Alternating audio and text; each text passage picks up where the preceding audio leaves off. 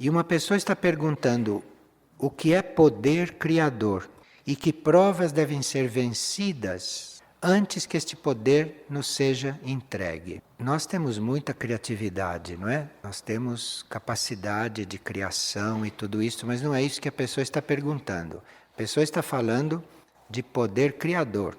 Isto é um poder que nos coloca como colaboradores da criação.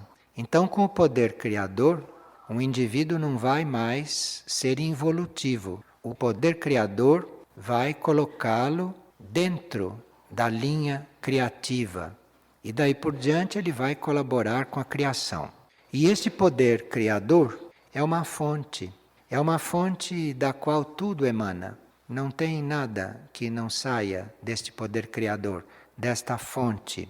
E esta fonte, este poder criador, isso está muito além, muito acima de todas as energias que a gente conheça, de todos os raios, de tudo que é concebível.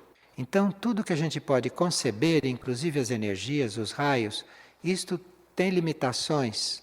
Mas este poder criador, que é a fonte de onde tudo provém, isto é completamente incompreensível, ilimitado, mas isto atua e nós sentimos este poder criador de alguma maneira, de alguma forma, porque nós somos uma parcela desse poder criador, nós não somos desligados dele. Então, isso existe dentro de nós, mas nós vamos começando a perceber quando a nossa consciência começa a se expandir.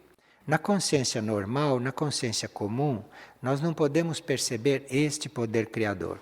Nós não podemos perceber esta fonte. Isto é um caminho que começa a ser reconhecido, que começa a ser vivido conscientemente, quando a nossa consciência passa por certas expansões.